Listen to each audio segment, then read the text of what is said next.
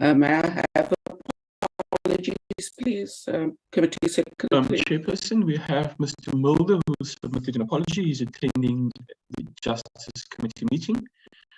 Hence, he's not with us today. Thanks. Thank you very much.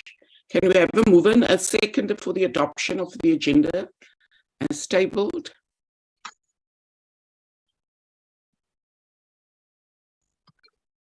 Mr. Mbuyani. Honorable Mbuyani. Thank you very much, Chairperson. I propose that we adopt the agenda as flighted. Thank you. Thank you very much. Honorable Motaung. Thanks, Chairperson. I second the adoption of the agenda. Thank you very much. Can I just see if Honorable Malamecha's hand is up? Yeah, it was up. I wanted to second Comrade Mbuyani, and I'm covered. Thank you. Okay, thank you so much. Thank you. So, members and everyone else on the platform, the committee has been involved with ongoing oversight over the South African Bureau of Standards since it was placed under administration in July 2018. Today, it will be received. We will be receiving a progress report on the implementation of the turnaround strategy since its last engagement. Can I hand over to Ms. Matumela from the department, who will introduce the item? Good morning, the Honorable Chair and the Honorable Members. My name is Nontombi Matumela. I'm from the DTIC. Chair, from the SABS side, we have the board members of the SABS under the leadership of the Chair of the board, Dr. Sandile Malinga. We also have the SABS executives together with the acting CEO, Dr. Savir Bisson. Dr. Bisson, together with the team, will take the committee through the presentation this morning, Chair. Thank you. Thank you very much. Let me congratulate the incoming board on behalf of the Portfolio Committee on Trade, Industry and Competition. We've been waiting for a long time for the board to be put in place. So may I take the opportunity to welcome the entire board. I'm not sure how many of the members are on the platform. And may I then just hand over to Dr. Malinga, the chairperson, to say a few words in introduction. Dr. Malinga. Thank you, Honorable Chair Hermans. It's a pleasure for us to be here today as the newly appointed board of the South African Bureau of Standards. And so we were appointed in December last year. And I've got a couple of board members who are here and the CEO together with his executive team. And we are delighted to be afforded this opportunity to present the progress that we have made with regards to the turning around of the South African Bureau of Standards. And before I hand over to the CEO to present, I wish to introduce the board, and I will ask the CEO to move to the next slide, which indicates who the board members are. And if it were possible, and with your permission, Honorable Chair, if I was to request the members as I introduce them, those that are online, to turn on their videos so that they can be seen by the Yes, committee. they may do so. Okay. Obviously, thank you very much, Honorable Chair. Obviously, I'm the chair of the board, Sandile Malinga. And then online, there is also Miss Gloria Nguni, who's the chair of the Audit and Risk Committee. And then I also have Dr. Ruzani Nimutuli, who's also online, requesting to turn on his video. Dr. Grace Kanakana Katumba is not online. She sent her apology. And then I also have Dr. Nandipara Madiba, who's online. I would request that she turns on her video as well. And then I have Dr. Ron Josias, who's not with us today, who tendered his apology. And then next is Mr. Penfold, who's online. I will request her to turn on her video. And then lastly is Mr. Dumisang Tsehlo, who's not today online. This is the board of the South African Bureau of Standards, and as indicated, if maybe the CEO can turn on the next page, next slide. We were appointed beginning of December last year, so we've been in this position for just over 2 months now. And there are a number of things that we have during this period been able to do. First is to constitute the committees that are required. We resolved that we'll have 3 committees, 2 of which are statutory committees, namely the Audit and Risk Committee, which, as I indicated, is chaired by Ms. Nguni. And then we have the Human Capital and Social and Ethics, also a statutory committee with regards to social and ethics issues, which is chaired by Dr. Madiba. And then with the last committee that we have is looking at matters of finance, investment, strategy related issues, and it's chaired by Dr. Josias. And there's the number of things that we have done we're in the process of finalizing the terms of reference of these committees. We are also sorting other issues related to final appointments, and in particular, we wish to update the committee on the process that we have now embarked on of filling the position of the interim of the CEO. We have appointed in the interim Dr. Bisson to be the acting CEO until such time that position is filled permanently. The minister has impressed it upon us to do everything that we can to expedite the appointment, and we're doing all that we can to ensure that we do that as soon as we can, so that there is greater stability within the Bureau of Standards. As the board, we understand the task that has been bestowed upon us, and we are grateful to the country, the government, as well as the Parliament for having bestowed this honor to us to be the board of the South African Bureau of Standards. We believe that our mandate is compelling. The vision that we have is ambitious, but we are very confident that with the team that we have, the executive members that we have, as well as the employees that we have within the South African Bureau of Standards, we're able to deliver against the mandate and achieve the vision and the goals that we set for ourselves. The South African Bureau of Standards has a key role in our country's conformance testing and the certification of products and services that are out there in our market. These are important for a number of reasons. They're important for ensuring that, as we are well aware, that we are faced with a trade deficit with regards to high value technologies. And we have a flood of items and goods and services that are coming into our country, some of which are not of the good standard that's required. And so the South African Bureau of Standards is important in ensuring that it safeguards our economy in that sense, and ensuring that we're not flooded by cheap and, in some instances, unsafe products and commodities. It also plays a key role with regards to quality and assurance to the communities that we serve.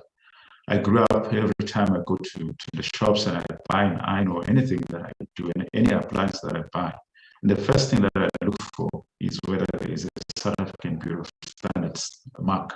And that, to me, it's a sign of assurance of quality, that the appliance that I'm buying, it's of a standard that has been certified and it's good. So we are very mindful of the role that we have of stimulating our economy, of providing the assurance that our communities require, and providing the services that are necessary.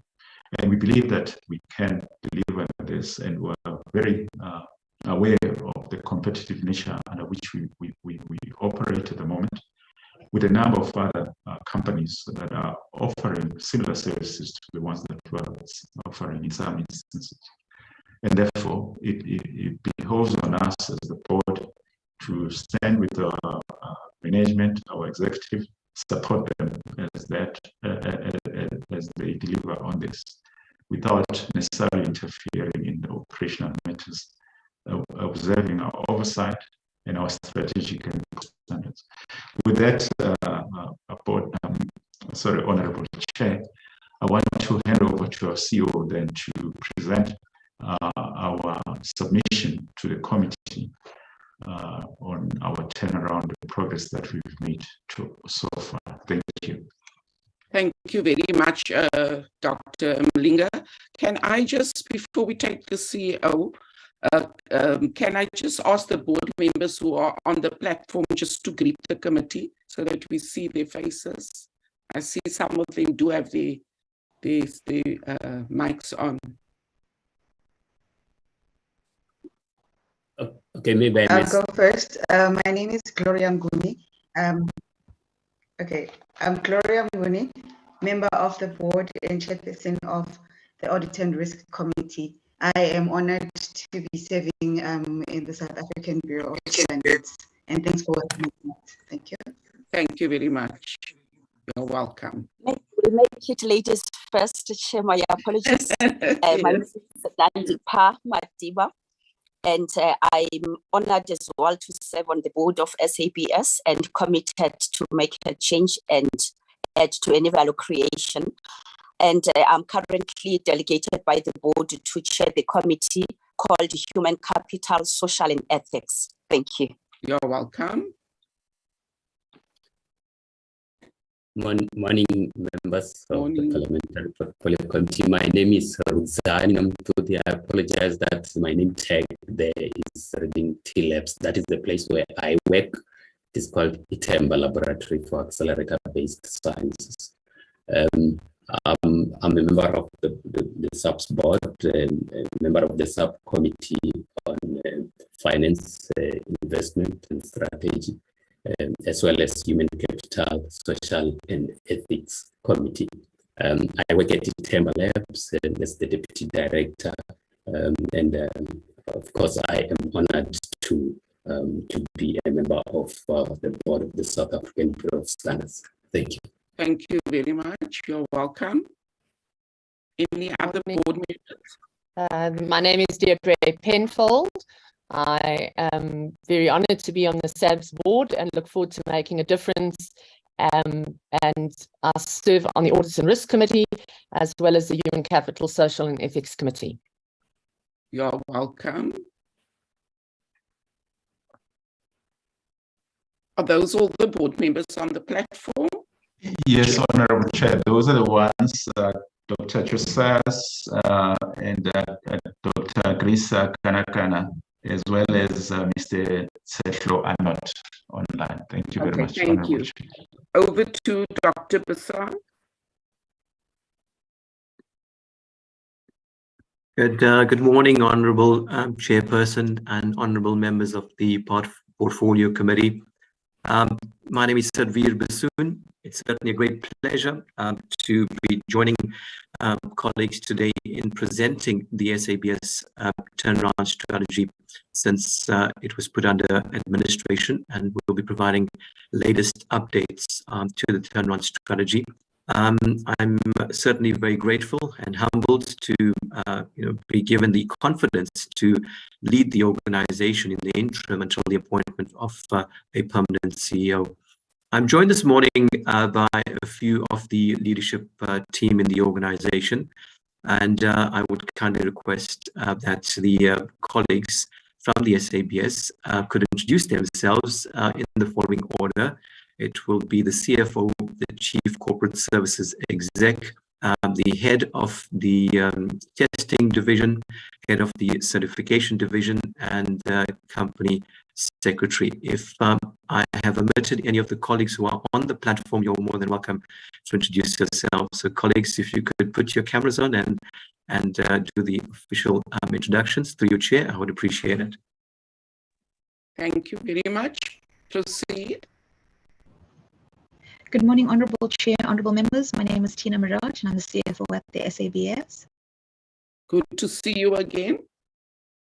Good morning, Honourable Members. Lizo Makele, the Executive responsible for corporate services. Thank you. Good morning. Good morning, Chair and Honourable Members. My name is Tago Sipuru. I'm the Divisional Head for Laboratory Services at the SABS. Thank you. Good morning. Good morning, Chair. Good morning, Honourable Members. My name is Kati Matimba, Head of Certification Division, SABS. Thank you. Thank you very much. Good to see you again. Thank you. Good morning, Chair, and morning, Honourable Members. My name is Joseph Leotlela, and I'm appearing this morning as the Acting Company Secretary. Thank you. Good morning. You're welcome. I think that's the team, Doc. Honourable Chairperson, that's correct. Thank you. Who's doing the presentation? Is that you, Dr. Basu? That's correct, Chairperson. I'll be doing the You may presentation. proceed. Thank you. I'm going to stop my video at this moment because I want to preserve bandwidth as well to just prevent me from being disconnected. So, yeah, let me move on to the presentation. So I'm going to start off with just providing a broad context of our mandate and our services. So basically, the SABS is legislated through our Standards Act of 1945. So we are more than 75 years, actually 78 years, and continuous to evolve to provide services and especially in quality assurance services to the environment and improve the quality of life of citizens. That's basically what will be the ultimate outcome of the value chain of our services. There's three areas within which we are mandated to provide services in, and the objectives include: we are responsible to develop, promote, and maintain South African national standards. We're further responsible to promote quality with respect to commodities, products, and services. And last but not least, we are responsible to render conformity assessment services with matters connected herewith. The key areas of conformity assessment services that we provide include laboratory services, testing services, testing services, certification services, which includes both product and system certification, consignment inspections, and local content verification. In addition, we provide training services, and it revolves around a wide range of management system trainings that we provide to industry and the public sector. But the heartbeat of the organization is around standards. We have to develop South African national standards through a very diverse, broad stakeholder representation through our technical committees and make that available for implementation and uptake by industry and the public sector. Just to further elaborate, we are a Schedule 3B entity, and this means that the income that we obtain is 30% grant funding of the total income, and we operate in a market where we provide products and services where we generate income and revenue of 70%. So we operate in a very highly competitive environment. And I must point out that there are a number of, as the chairperson has alluded to, the market has expanded in terms of being a very open market on the provision of conformity assessment services. Currently, there are more than 35 certification bodies that operate in the marketplace, be it local industry or local companies, or highly competitive global international organizations and certification bodies that operate in South Africa, providing certification activities, both product certification and system certification. There are more than 1,000 test laboratories, and these are accredited test laboratories as well, that operate in the marketplace within the scope of SABS work, and also a fair share of diversification meeting the market needs. And inspection bodies, there are more than 200 inspection bodies. And these are accredited bodies that have equal capacity, infrastructure, and capabilities, which are very competitive in the marketplace, which SABS needs to compete with and make sure that we continue our value proposition and continue our sustainability of the services that we provide.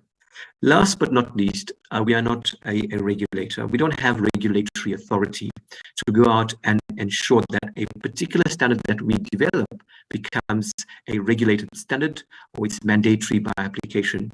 All our services that we provide as legislated by the Standards Act are for voluntary uptake. So the standards that we develop, the more we promote the standards, the more it will be taken up on a voluntary basis.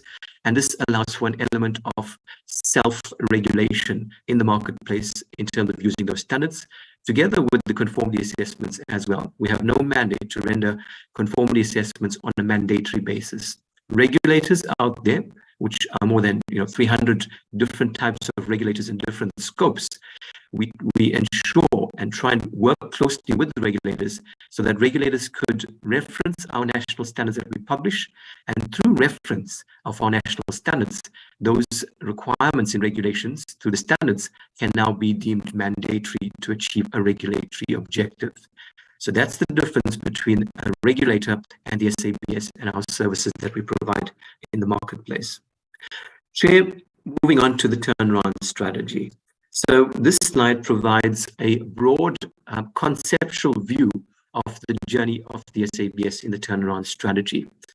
SABS needed to put together a turnaround plan, and that's what at the time in 2018 when it was put under administration. And the plan was driven by increasing customer and increasing complaints in the marketplace by our customers. There was substantial governance and operational performance concerns. Our financial position was pretty weak at the time, and long-term, or rather medium-term and long-term financial sustainability was really under threat in the organization.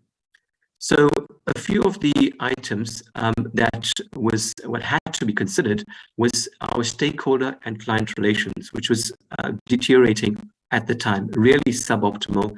The management of our complaints and queries were not aligned to best practice, including turnaround times, and it was bordering on very poor service delivery at the time. Customer-specific requirements, and this is the historical partial testing that was conducted by the SABS and stopped at the time, and subsequently taken over by a solution referred to as customer-specific requirements, which we're currently implementing as well. Infrastructure was a huge concern. The lack of investment in infrastructure, especially in the testing space as well, was a huge concern, and that had to be addressed. Accreditation and the loss of accreditation at the time was also of high interest, because if you lose accreditation, you literally lose and decimate your customers in the marketplace whereby you provide the quality assurance services. Human capital, there were a number of areas within the new human capital in terms of the skills deficit. There was arbitrary shifting of functions and personnel at the time. Procurement issues regarding bottlenecks around procurement. Performance management, which really was not up to scratch in terms of the best practice and how to manage performance management in the organization, and the broad-based shortcomings of capital expenditure in the organization, both in plant and equipment investment, together with laboratory equipment. And the serious one, which as a consequence of all these issues, were the disclaimer audit that we obtained in 2018 and the revenue shortfall as well. So we embarked at the time on a three-phase approach in terms of how we're going to address it. The first one was to stabilize the SABS. The second area was, now how do we attempt to fix the business, and how do we chart a long-term course for future financial sustainability of the organization. Chair, you would see the star in the middle between the fix the business and chart a new course. We are at that juncture between these two areas, and the updates to the turnaround strategy, as will be presented, will give you an indication and substantiate where we are currently. We are not really out of the zone of serious concern. There are serious areas where we need to add value and improve on, and those will be highlighted as well. But it's a journey that we've embarked on. It's a journey that we are sustained to continue with, and the path to continue with. And it's a journey whereby we need to bring about our value proposition and implement it to support industry. So the following slides in the format of a table will be providing you with an update of the status. You would see that it's arranged in the theme. So we have the theme as an example, the top left-hand corner will be governance, bottom will be financial sustainability. The issues that we identified in the second column and the third column is the status. So we'll start off with governance, and the first is the appointment of the SABS board, and colleagues will really appreciate that we have a fully fledged board that has already appointed. The chairperson has alluded that it's just been 2 months, but there's been an extensive amount of work that has already been done by the board in entrenching the board level governance issues, establishing subcommittees, and making sure that the next level in terms of the appointment of the CEO is done expeditiously. So the board has developed a recruitment plan, and this priority, as the chair mentioned, is an important process, and the board will be managing this with an efficient process as possible to get the permanent CEO completed in terms of recruitment. The other item, third item on governance, which was a serious issue at the time, which was the disclaimer audit opinion. This was the worst audit opinion in the entire history of the SABS that we had obtained in 2018. We have subsequently progressed from a disclaimer audit opinion in 2018 to an unqualified audit opinion with findings in the past 3 years. So that was a significant boost for the organization in terms of addressing governance issues. But at the same time, we would certainly want to aspire and envision ourselves to getting an unqualified audit without findings. And this is an important goal that we set ourselves for in the years to come. When it comes to the next item on financial sustainability, the issue on loss of revenue. Revenue certainly remains a challenge and within the SABS. As mentioned, we operate in a very highly competitive market environment. Gone are the days when the SABS was the be-all, end-all solution to quality assurance in the marketplace as of 30 years ago. We were the only entity and we were provided with the much needed infrastructure, resources and funding to provide the services as the national standards body and the national entity that safeguards the interest of products and services from a quality assurance perspective. That has changed. The ecosystem has changed. We now need to evolve into a new ecosystem, and that ecosystem is basically a highly competitive ecosystem in the environment that we operate in. We have transitioned into development of new schemes and introducing them into the marketplace. But the introduction of these new schemes, as they are new, the appetite is low, and we need to now expand the promotion of these services and create the appetite for industry to uptake these new services. But more importantly, what is the value add for industry and the public sector as well to take on these additional schemes that the SABS would put out into the marketplace? I don't like to put in COVID-19 as the serious impact that it has created in industry, but I think it's something that we need to also further take into account of where we find ourselves both at industry and at the SABS. COVID-19 has had a huge impact on business, and the ripple effect has certainly come and to the SABS. Why? Because if industry could not maintain their industry objectives in terms of their quality, their output, so too will SABS be impacted, because we provide the quality assurance services in the marketplace. And if industry has certainly closed shop, and there's a number of companies that have closed shop, etc., that impacted us in terms of our revenue as well. However, the downward trend of the revenue coming from the 2015-2016 area is now stabilizing. And I think the various initiatives that we are putting in place around revenue will create new opportunities and revenue opportunities for growth. These are currently underway. These include new products, services, our focused customer engagements as part of our new operating model. And I'll talk to that later on, how this has now created a centralized customer partnering portfolio to enhance marketing, to enhance sales, and to promote our activities in the marketplace. So where we are in terms of laboratory services, the laboratory services division achieved, and this is revenue and financial third quarter in December of the SABS financial period. They achieved a revenue of 97.4 million rand, and the target was 92 million rand at the time. And this is a 5.3 million rand ahead of the target for laboratory services. This is certainly a huge positive for the laboratory services, because laboratory services have not been functioning as effectively as we thought in terms of provision of services in the marketplace. So the revenue growth shows us that we are in the right path in terms of improving the services and certainly improving the revenue in the area. Certification, which is basically the biggest part of our revenue in the organization. The revenue as at end of quarter 3 was 192 million rand, and the budget at the time was, the target was 214. So there's a 24 million rand shortfall, 22 million rand shortfall in the revenue. However, there is a pipeline of projects that we have in the organization that will project the certification revenue come time of closure of our financial year to get towards the achieved target for the next financial year. And there's a number of initiatives that are currently ongoing in certification.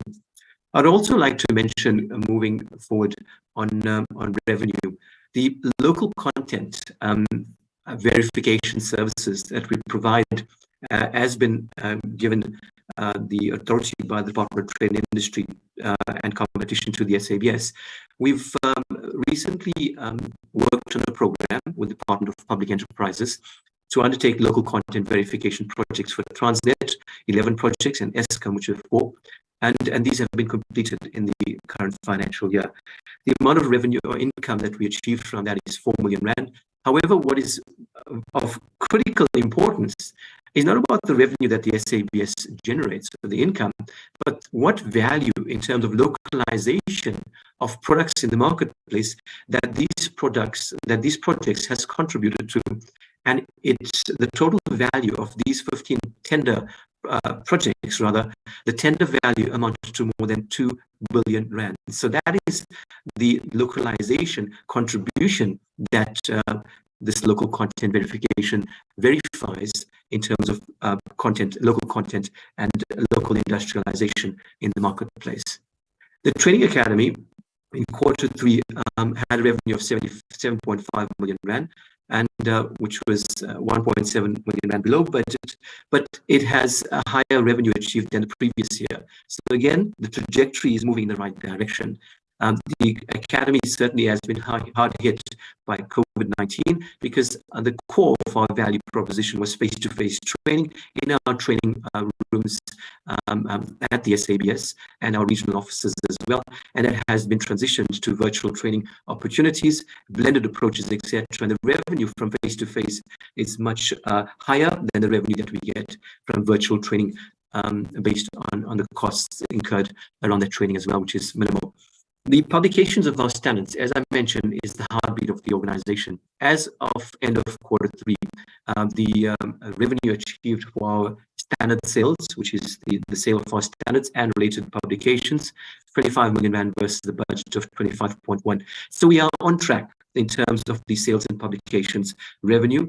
We've recently implemented an e-commerce system for the sales of standards, and we've got some very good reviews from our customers in terms of the efficiency of processing and the purchasing of standards. And we're now transitioning to a new functionality of all subscription model standards as clients to get into the space of e-commerce. So it's a seamless insurance of e-commerce functionality that we will provide with the inclusion of subscription model sales into that platform. In terms of sales and business development, as I mentioned earlier on, we have a centralized, and part of our new organizational structure aligned to the operating model, we have a centralized sales, marketing, and customer services division. So in terms of testing and certification, the quotes that they've issued aligns to 94 million rand. The quotes accepted, 42 million rand year to date, Q3. We also respond to tenders, 60 million rand of tenders that we responded to, and we've been successful with 15 million rand of tenders thus far. And that now creates the pipeline for us to generate the new revenue that we would like to generate as we move towards a sustainable revenue trajectory for the organization. Total income Q3, 332 million rand versus a budget of 356 million rand. And obviously shows a shortfall of about 24 million rand, which we will attempt to achieve come financial year end with the new projects that we're implementing in the Q4. What is really important to appreciate in terms of our turnaround and the extensive cost saving exercise that we have done is the net profitability. You would recall that in years gone by, we had a deficit in terms of our profitability.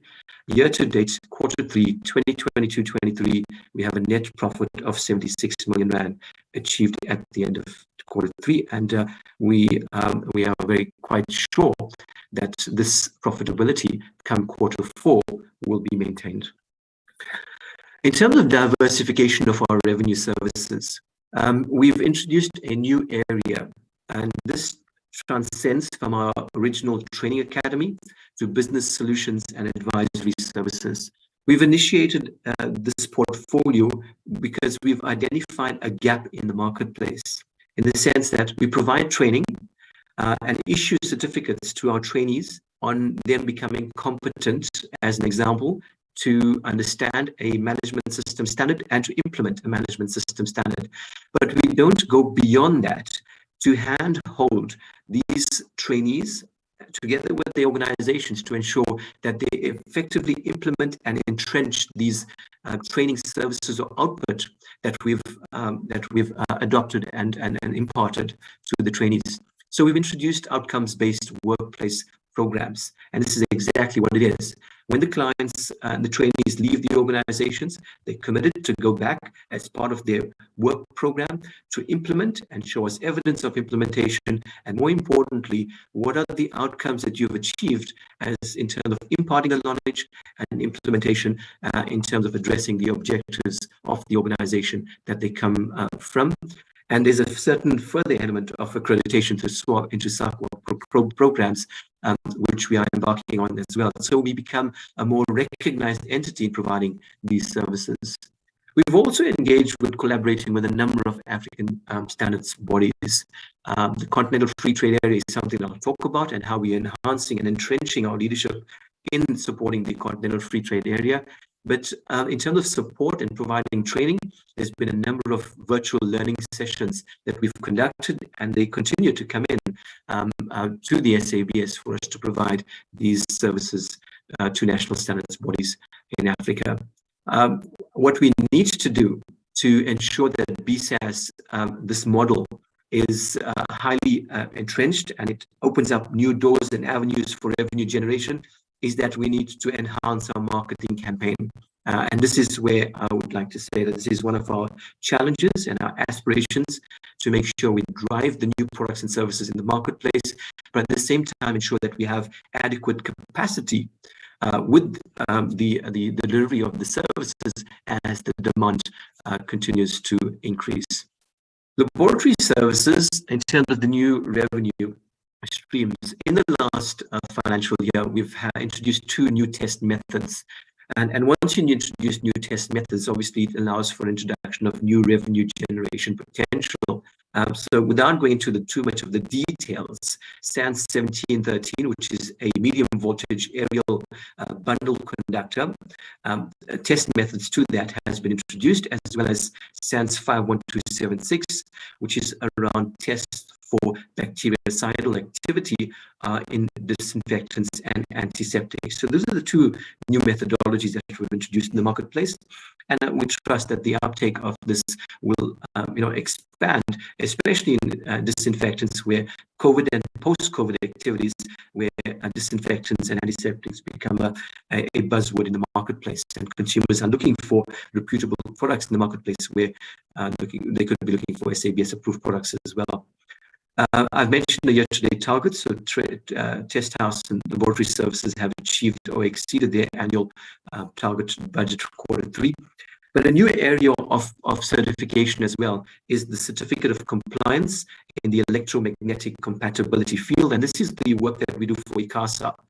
And this is a process whereby ICASA underwent a WTO-TBT consultation process, which is an implemented and a gazetting process for the world to comment on the introduction of a new area of certification, and that includes signatories or certification accreditation bodies under the signatories of the Laboratory Accreditation Cooperation Agreement, ILAC, and these NABs could now be introduced into the SABS schemes, and the SABS can ensure that they meet their requisite quality assurance in terms of the laboratories and the deliverables in terms of the certificates for us to issue certificates of compliance.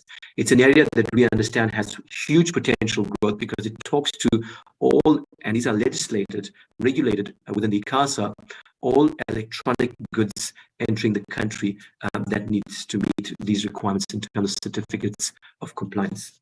Certification, and this is an area where certification has been working on for a number of years since we came under administration.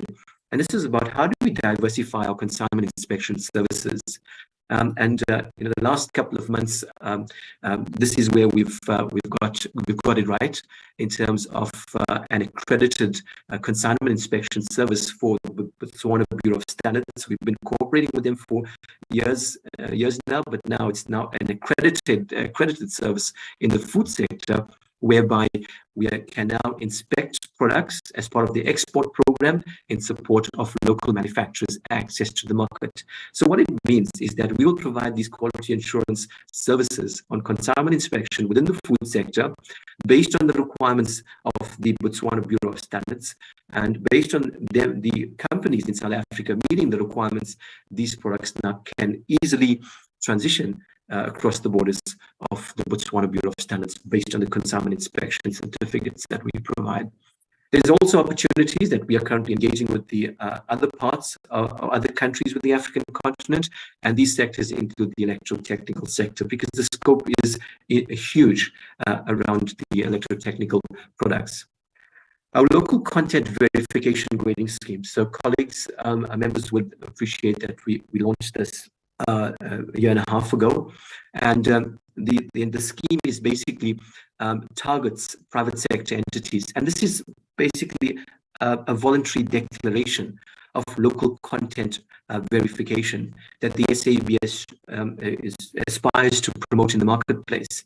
So not under the general regulations of the PPPFA, but industry that has now manufactured products that they see fit are aligned to the local content verification agenda, and those products that have been designated as local content products, we can go out and do those verifications for them. And our grading scheme has a wide variety of categories with it based on the local content from 0 to 10% to 90% local content. And that grading scheme, based on the categories, we can issue certificates for a period of time to be recognized in the marketplace. So we are also exploring a number of opportunities in the marketplace where new areas of standardization have come up. And this is not only in the standard space, but testing and certification. So certification, together with the standards division, are working with extensive stakeholder engagement with the scope of medical devices. You recall 13485 stands ISO 13485, which is the medical device management system standard. It now becomes a regulatory requirement, meaning that that standard needs to be implemented by medical device manufacturing companies. We need to get into the space. and provide a quality assurance scheme, a management system certification scheme, which we are currently exploring. The next one is hemp and cannabis. Just recently, last week, we conducted a stakeholder engagement with a very diverse stakeholder base, including a representative from the presidency, to talk about the hemp and cannabis master plan, one of the various issues for industrialization and creating an extensive value chain within the hemp and cannabis master plan, which is a game changer in industrialization in South Africa, based on the various articles that we are exposed to. So the question for the SABS is, what are the various frameworks of quality assurance that we can provide? And already we are embarking with partnerships with the other national standards bodies, one of which is the ASTM, American Standards Authority, in terms of testing of standards, as well as other quality assurance, good manufacturing practices that we can introduce into South Africa, tailor-made to meet the South African industry. Energy management inspections, colleagues, we are heavily looking at how we proactively contribute towards addressing the energy crisis in South Africa. Firstly, from the number of technical committees and development of national standards around energy efficiency, fuel cell technology, green hydrogen issues that we need to look at, and what are the standards around that. So we're working very closely with the industry to establish technical committees and conformity assessment services around that. When it comes to customer partnering, so we've onboarded over the last year 411 new customers to the SABS, of which is aligned to 25 million rand worth of new revenue as generated as new customer acquisition. We've also, as part of the sales team, embarked on individual one-on-one engagements with our customers from the sales team. We've done 67. Our annual target was 81, so just a minor shortfall, and we trust we'll achieve that and regain the traction as we approach Q4 as part of our performance requirements. Our exhibitions and participation in a wide variety of conferences and events have expanded exponentially over the last couple of years. Just a few highlights in terms of exhibitions that we've participated in to promote the SABS value chain of services include Energy Indaba, Construction Industry Big Five, Manufacturing Indaba, SMME focus on the smart procurement initiatives. There was an individual event that was hosted on that particular scope. Association of Municipality Electrical Utilities, and obviously World Quality Day, which is an important day in terms of recognizing the importance of quality products and services and quality assurance services as well.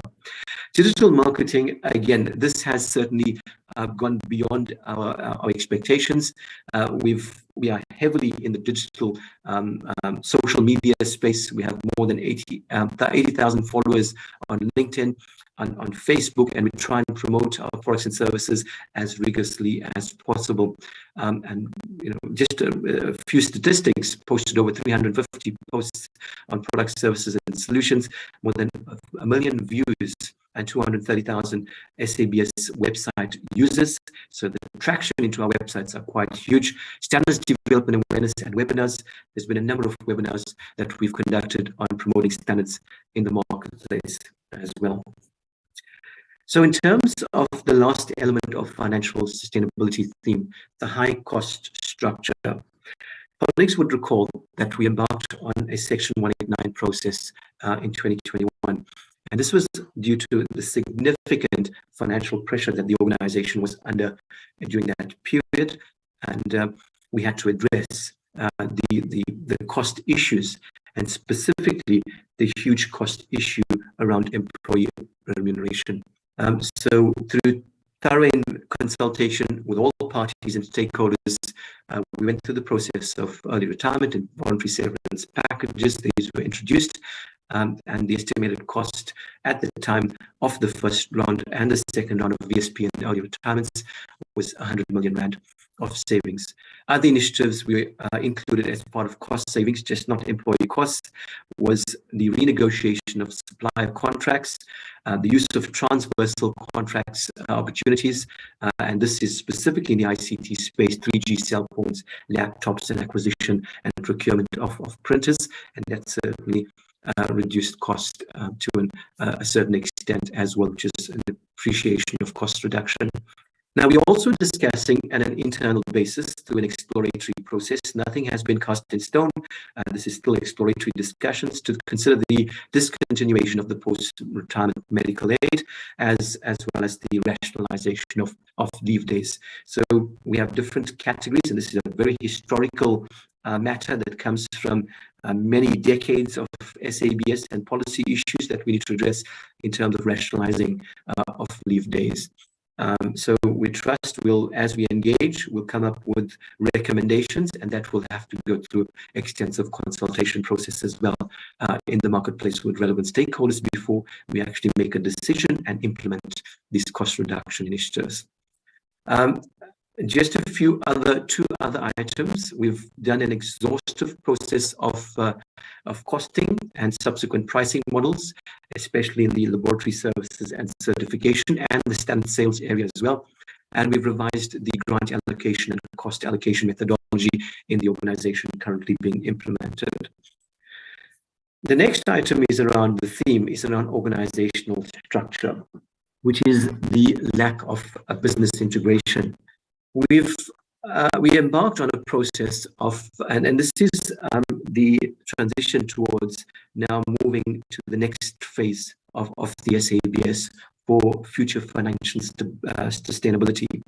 What do we need as a futuristic operating model to address all the previous issues of silo mentality, individual products and services, and then transitioning that to a solution-based organization around quality assurance. So you will have standards, testing, certification, inspection, training, and advisory services, which is an all-encompassing solution based on the nature of our legislated mandate. And this is what we have been articulating as the value proposition, not just individual areas of just selling unilaterally and not engaging on the broader value proposition. So having considered and reviewed the various challenges, we created a new operating model and subsequently a new organizational structure that was fit for purpose. And we are transitioning to the new structure, and we are currently in progress with the completion of the top levels. And I must emphasize, these are the executive level, the level of the heads of divisions, managers, and team leaders. Majority of these roles have been completed, and the various initiatives in the organizational review process have been completed, including the organizational skills audit, role profiling and regrading. That's basically part of a placement process to make sure that the right roles are graded accordingly. And obviously, we've designed a salary scale. Now, the levels below the management are currently under placement process, and they are at various stages of the placement process. We're really looking forward to conclude this matter with a matter of urgency, and we trust that this will happen closer to the financial year end, and fingers crossed we get that done maybe a month later to provide the necessary stability in the organization. The other extensive area of issues raised around the theme of infrastructure is the inadequate investment in laboratories and facilities. SABS has invested 27 million rand of capital expenditure for the current financial year. Obviously, the year is not ended yet, but I don't think we're going to have a significant increase from the 27 million rand of expenditure we've implemented this year. The total expenditure, though, from 2019 to 2022 is 191 million rand, far from the investment that we had in the prior years.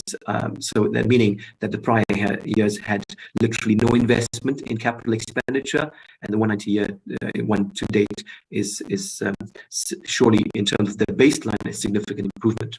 The pace, however, of capital expenditure is not optimal. And this is our understanding that we need specific resources and technical resources to design adequately engineering specifications for infrastructure upgrades, that is in the plant room or any other physical infrastructure, including in areas of our laboratory infrastructure as well. So what we've embarked on a procurement, it's an open procurement process, and acquired a portfolio of consulting engineers to support, and they are used on a rotational basis process to develop and design and support the specification development to ensure the procurement of requisite equipment as well as installation and commissioning of CapEx projects is as efficient as we would require to achieve the necessary return on investment that require from these capital investments. Just to highlight three of the areas in terms of capital investment. Radiation protection services, which is one of the really areas of excellence around laboratory services. We've invested 14 million rand in that area, and obviously, the return on investment on this, based on the upgraded new technologies and advanced infrastructure, will certainly lead towards increased revenue in terms of the new systems that we've acquired. They have been installed in 2022, current financial year, and the applications for SANAS accreditation is in progress. And I trust in the months to come, we will have concluded that process. The quantum laboratory, again, it's a very significant portfolio that we provide in terms of our testing of products in support of the Department of Health's initiative to supply condoms into the marketplace. We've invested 2.5 million rand in that area, and we are capacitating with the resources due to an extensive amount of workload. In the past couple of months, based on the tendering process that takes place at a particular point in the year, we've received a significant amount of workload, which in the recent months we couldn't cope with. And so we're capacitating the lab with the workers and staff, adequately trained staff members to address the current backlogs that we find ourselves in the condom testing services. Laboratory, which is the cement laboratory, and that is an important area because cement is a legislated product.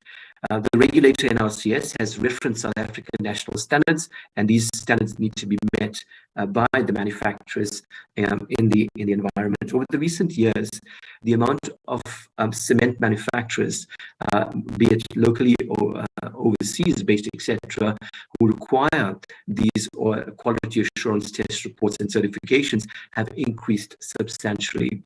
So what we have done is, and we understand that this is a legacy issue regarding capacity and equipment constraints in the area. We've introduced an additional test bench, a unique test bench to double up on the current testing capacity and then equipment. To date, 60% of the equipment have been received, and the outstanding 40% is to be achieved in March 2023. Thereafter, the process of installing the equipment, commissioning, and then accreditation thereof will take place. So this will build the adequate capacity in the cement laboratory to make sure that we provide the services and achieve turnaround times and expected turnaround times of 3 months in the marketplace that is expected by our customers as part of the legislated process requirements that need to be met. We further, as part of our new structure, introduced 5 additional test officers to capacitate the laboratory, because we certainly feel and see the need for capacitation because of the influx of test samples that are coming through. And I think this, as infrastructure projects continue to expand and more funds are being used on infrastructure, automatically the services for the SABS test laboratory will be enhanced. Facilities, and this is specific to the broader facilities of the organization. We conducted an infrastructure assessment in the current financial year, and the scopes of this assessment includes the HVAC system, the pipe reticulation network, the roofing, and electrical systems. So we have 3 reports, comprehensive reports, on what the current state of the facilities are within these respective scopes. The reports are categorized as 4 categories, which is on emergency repair, which means that things need to happen now. We need to intervene now and do something to make sure that it doesn't become a catastrophe or a disaster based on either the HVAC piping system, etc. Second is on repair. It's not a serious issue, but it needs repair. The third elements are on service and preventative maintenance. So they are being addressed in terms of the materiality of the risk that is exposed to the SABS that we need to address as a priority project and capital expenditure. The total infrastructure investment requirement is more than 700 million rand. We don't have that.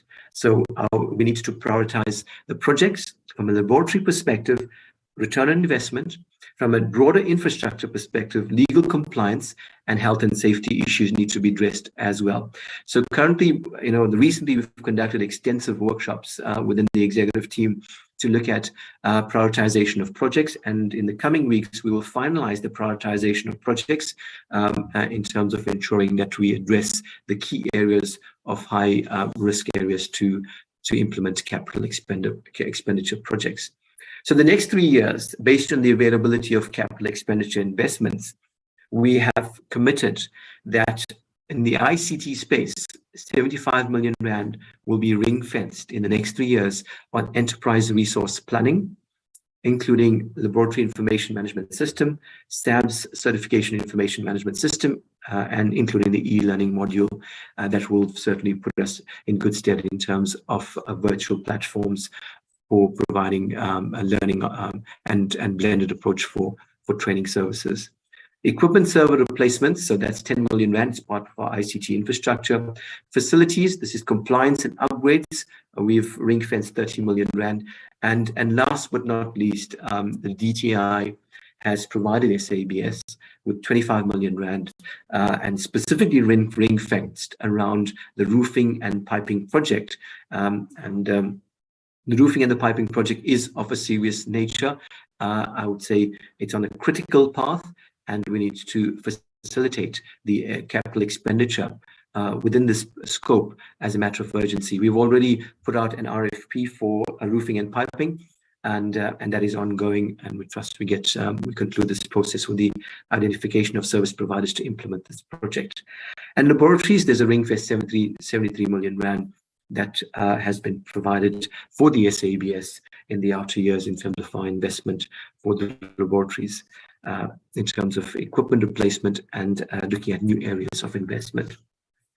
Chair, I'm going to move on to customer focus as the theme, and the issues addressed under customer focus was a declining customer base, poor response to customer queries, customer-specific requirements, testing services. So to start off, the declining customer base. Unfortunately, I can't tell you that this has stopped. The trend appears to be stabilizing. However, there is a somewhat downward trajectory, and there's all sorts of reasons to this as well. As I mentioned earlier on, if industry is not functioning well, automatically the ripple effect is transmitted to the SABS in terms of we providing the services. But that doesn't go away from the expected turnaround times and the expected operational efficiencies that industry expects of the SABS, which we need to work on as well. And that is part of our operational increases, enhancements that we need to continue with on an ongoing basis. So the downward trajectory in terms of customers is not really a healthy state, but it's based on a number of issues that are within our control and some of which are outside of our control. So there's been a 3% drop in active customers in 2022, 2023 compared to the previous year, and that is about 200 odd customers that we've lost. And these are active customers, meaning that they've been within the SABS for the past 3 years. However, to counteract, and I mentioned that we've got a centralized customer partnering division that manages sales, marketing, and promotions, as well as customer services. We've acquired 411 new customers at the end of Q3. That's for the financial year. These dedicated services provides us with, as executives, an element of assurance that the customer queries, where they are centrally received, it's monitored, it's transmitted to the various operations that need to respond to these inquiries, and there's a central closure of the system of the queries, whether it's a quotation or any other related query around our service is officially closed off within the current CRM system. The current CRM system is functioning, but it's not optimal, and that's why we're going out to market to get a more enhanced functionality as part of the ERP system, enhancing the CRM process or systems in the Bureau. We certainly prioritized engaging with customers regarding from a sales perspective as well. The withdrawal of our partial testing historically, we've now moved on towards introducing, and this was about 2 years ago, the customer-specific requirements. And we've introduced this in a very important and controlled rules-based environment with specific conditions of testing requirements and reporting. Why it has to be rules-based is because we are testing, and the requirements and the requests from our customers are test just this element in the standard, not to the full standard, but just this element, because we may need it for our R&D purposes or whatever purposes we seek in the marketplace. So we have to engage with the customers, understand what their requirements are, and put in a contractual obligation that they are not using it and misrepresenting the reports that we submit through to them as full test reports for them to submit in the marketplace, etc., which we had under partial testing and recognized at the time. So this option continues to be provided to customers. However, we don't see a significant increase as we anticipated demand for these services. However, we continue to promote the customer-specific services in the marketplace. One of the key areas when we talk about accreditation and maintaining our stature in the marketplace is maintenance of accreditation. The SABS, literally, our license to operate and be recognized in the marketplace is through being accredited through our national accreditation body, which is SANAS. And also when we aspire to maintain our accreditations with international accreditation bodies like RVA from the Netherlands. So at the time when we were placed under administration, and as recently as 18 months ago, we had suspensions that we were under. To date, there are no accreditation issues. All our laboratory and certification services are fully accredited. We're maintaining our accreditation, and we continuously address assessment findings as we continue with maintenance of our accreditation. So this year, in the coming months, we have an accreditation schedule and audits from international bodies, as well as our SANAS sister body will come and audit us to determine whether we have maintained our accreditation. And for certainly, secondly, aspire to be accredited to the other new introduced schemes and testing services that we would like to introduce into the marketplace.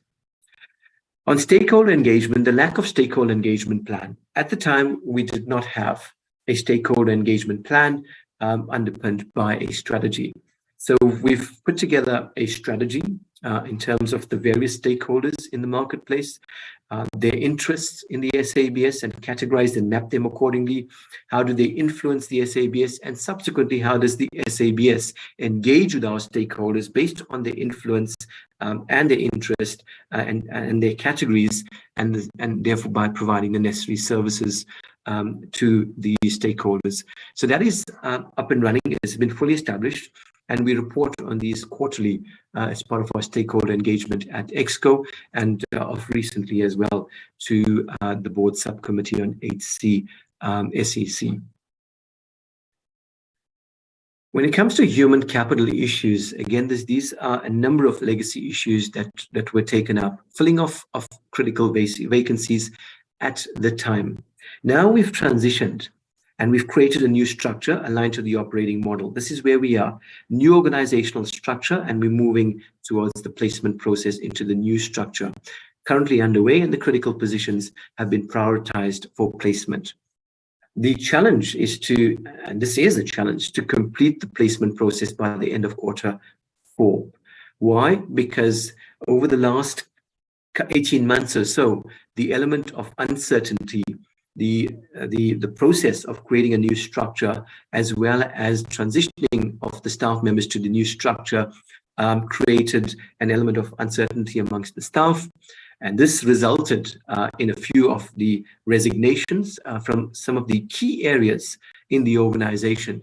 And one of the key areas is the ICT department. ICT is a significant contributor and pillar at the SABS, and I would say for any organization, in enabling the organization to enhance its capacity towards stepping into the digital zone. And that is around efficiencies and creating that value around quick turnaround times in the marketplace.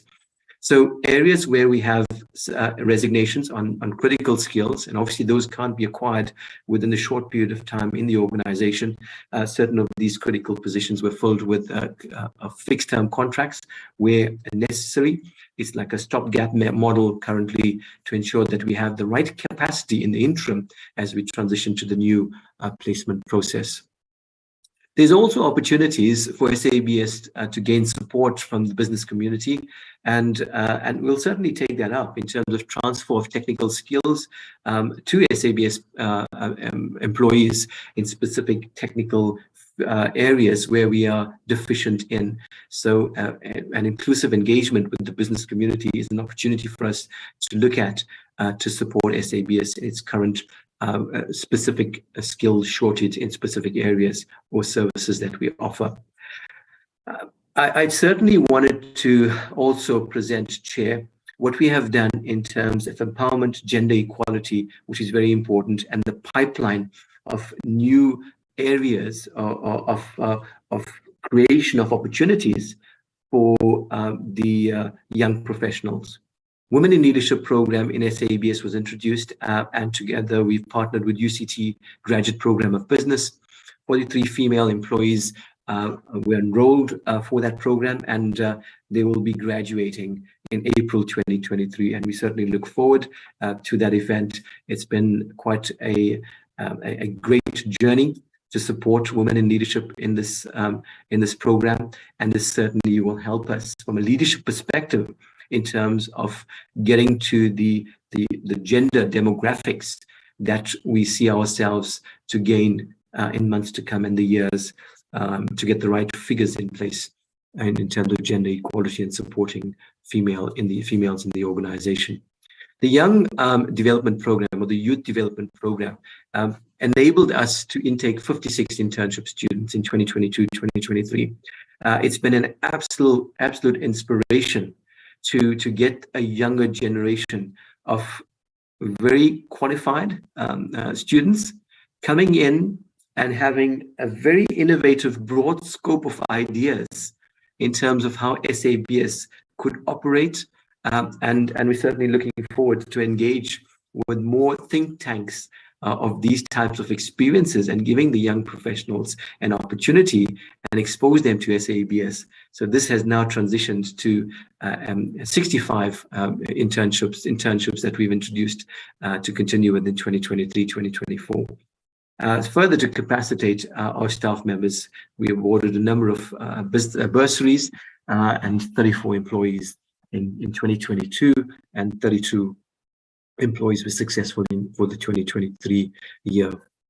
When it comes to performance management, the historical basis where we were coming from is that our performance management from a policy perspective, from an implementation perspective, was, had much to be desired. No systems in place. We have progressed extensively since then. A number of our policies related to HC have been reviewed, enhanced, improved. The performance management system continues on an ongoing basis to be reviewed as well. Why? Because work from home issues have come through as well, and we've put together a remote working arrangement policy and procedure, and this certainly has an element of how do we manage performance as well. So these have to be reviewed and updated to accommodate different working arrangements. As part of the performance management, we've introduced a tool, and this is outside of all the historical, traditional Excel spreadsheets, Word documents, etc., which you had no control of. So this is a system, a digitized system and that is enhanced to manage performance. A number of policies, as I indicated, were reviewed as well, and a few to mention in terms of recent reviews where the whistleblowing policy, anti-corruption, fraud prevention, ICT, disaster recovery, delegation of authority, and that's on an ongoing basis as well as we move towards an improved organization. There's obviously changes that needs to take place, and that is part of review of our delegation of authority documents as well. In terms of the broader landscape of our labor relations, we don't have any active employee relations disputes, and engagement and consultation structures are already in place.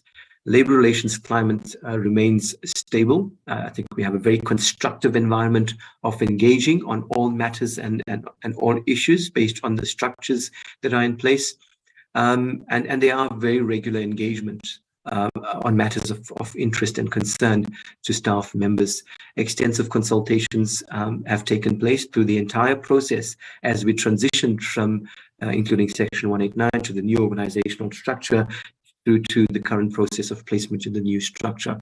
All disputes that were emanated from the organizational review, including Section 189, were resolved internally. And I must say that the Section 189 is concluded. Its history at the SABS has been concluded, and it has been effectively communicated as of October, November 2022. Around business processes and speaking specifically around suboptimal business processes.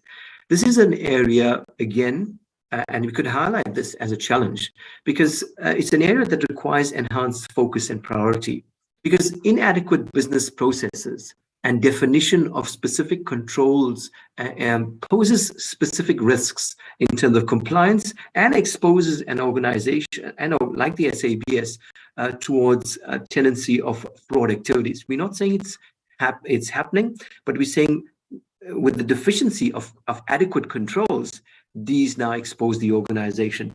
So there are areas of excellence in terms of mapping of processes. But we need to go to the nth level of process definition and controls, meaning tier 1, tier 2, tier 3. Tier 1 is a high level. What are the processes, etc., and how we move from one activity task to the other. Second definition is a little bit more detail on working instructions and the how, and the third one is around effective controls that are in place. What are the critical controls that we need to establish in place? And we found ourselves during internal audits that there are specific areas in specific divisions that require a review of the current controls. Some of them don't have specific controls in their processes, which need to be looked at. So there's a fair share of work that needs to happen to optimize business processes. And beyond that, if we don't optimize business processes, then the issue around digitization becomes a complicated discussion, because we need optimized processes and controls to digitize and enable. And that is going to be the baseline and the trajectory point of digital enablement.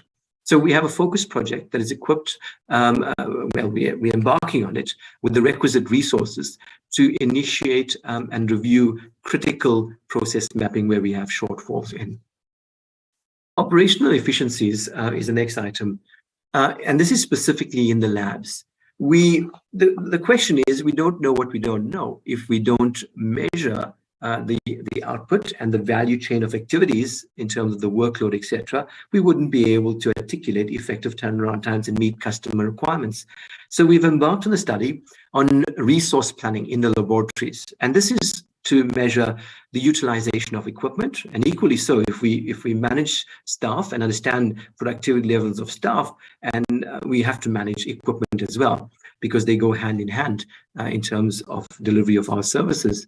The study basically will enable the fine-tuning of the current tool that we've worked on in 5 laboratories, And this will cater for individualized lab needs, because we have wide variety of laboratories, more than 35 different scopes of work, and each of them have different testing methodologies, as well as different equipment, and they would have to be tailor-made in terms of their measurement of utilization based on the laboratory needs and the services. So that rollout process will follow, but the initiative is expected to monitor and enhance the turnaround time within laboratories.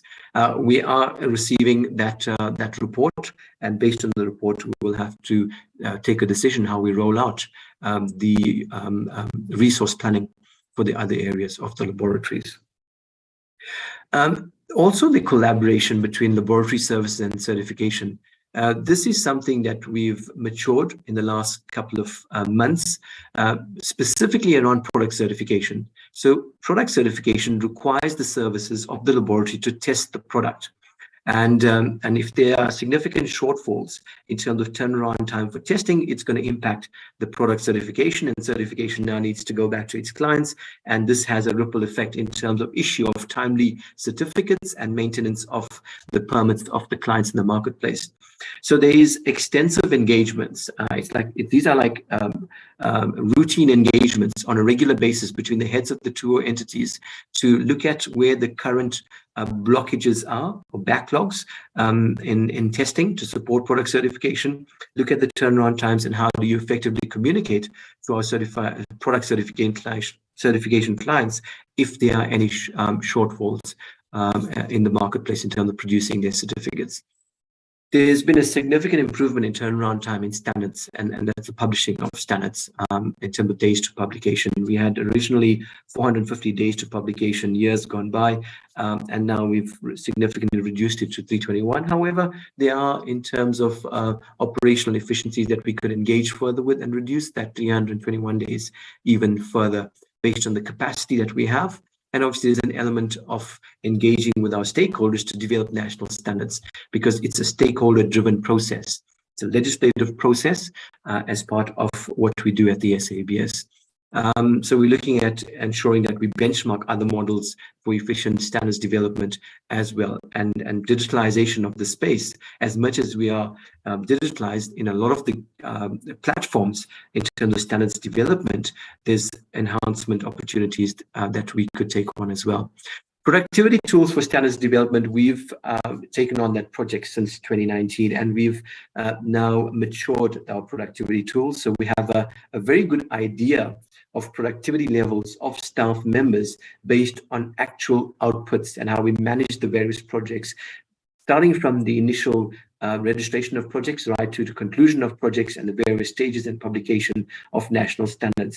And this was done deliberately because the work from home initiative now allows elements of staff members to work from home while still doing their functions. As an example, standards engagement and transitioning projects towards publication. Here's supply chain management, and this is around bottlenecks and inefficiencies that we've experienced in years since administration or during administration. Has been a lot of initiatives and improvement initiatives that have gone through in the SCM space. Just to highlight a few of the operational efficiencies that have taken place: reduction in turnaround times by 40 to 50% within the functions to improve service delivery, while at the same time enabling effective business operations. Our RFQs and RFPs have gone through a significant reduction in terms of turnaround time as well. RFQs 32 to 19 days, RFPs from 88 days to 42 days. Purchase orders having addressed any areas of inefficiencies reduced from 6.7 days to 2.9 days. There's been a significant amount of work on our SCM policy reviews, which created the huge inefficiencies and backlogs as well, and associated processes and procedures to allow for agility in the SCM process, as well as meeting legislative and regulatory requirements. Of recent, there's been a significant amount of proposed changes, and those had to be aligned we had to align to these regulatory frameworks as part of our policy documents. Implementation of demand plan is an ongoing process. I mean, this happens on an annual basis. and development and implementation of projects and strategies and monitoring and performance management of aligned to the demand planning is something that continues to be implemented, and including areas of achieving cost savings through effective strategies under implementation. So there are a few areas whereby cost savings have been achieved, whereby we could go out to the marketplace and service providers and have an element of further negotiation of service provision and costs thereof. So yeah, moving on to the area around the DTech industrial priority sector, and this is a significant role that the SABS has a mandate to perform as a primary focus. How do we support the Department of Trade and Industry industrial priority sectors? So we've published 271 South African national standards at the end of 2030, quarter three, 2022-2023. We have our strategy aligned to in the industrial priority sectors in terms of development of national standards. We have further identified a number of standards that we deem to be aligned as yearly commitments to the Department of Trade and Industry and Competition. And currently we are 66% complete, and that was at the end of quarter three. We should achieve a minimum of 80% completion of those projects at the end of quarter four. However, the new areas of standardization, again aligned to DTI's industrialization ambition, around areas of sustainability as well, includes plastics circularity. I mentioned hemp and cannabis and hydrogen technology. There is a huge opportunity for South Africa within the green hydrogen technology scope to create an extensive value chain of services, not only for export model of green hydrogen, but also a futuristic domestication of hydrogen technology within the country, and how we have a just transition process towards reducing carbon emissions and addressing low carbon industries in South Africa. Specifically around green hydrogen, platinum group of metals, availability, fuel cell technologies are expanding and growing in terms of research and application. And we need specific standards and conformity assessments around these that we need to establish, that we are working with various stakeholders to develop as part of our quality assurance system. Chair, last but not least, is the support for the African Continental Free Trade Area. SABS is a member of two very important regional standardization bodies, which is ARSO, ARSO, the acronym stands for the African Organization for Standardization, and AFSEC, which is the African Electrotechnical Commission. These two regional standards bodies are referenced in the Continental Free Trade Area Agreement, and they are ultimately accountable for harmonization of standards within the continent that will allow for the free and restricted movement of goods and services allowed within the WTO-TBT agreement, and therefore supports industrialization and within the continent. We have a significant leadership role in these bodies, and we've expanded our governance and leadership portfolio in ARSO to 5 roles. And this is quite significant because by our influence in these regional bodies, it means that we influence the standards. It means that we influence the conformity assessments. What it ultimately results in, the movement of goods and services from South Africa in terms of South African industries participating actively in the Continental Free Trade Area and access to markets of South African industries. That is the strategic role of harmonization of standards and our role as SABS in the regional standardization bodies. So we are council members of ARSO, which is the highest authority in the ARSO infrastructure, including AFSEC. We are members of the Standards Management Body, which is development of harmonized standards. We are secretariats of the Conformity Assessment Body. Again, this is very important in terms of conformity assessment services like testing certification services and how we develop mutual recognition agreements and frameworks around that. We're also responsible for distribution and information protocol. We actually chair that committee and other roles as well. So we've been very strategic in terms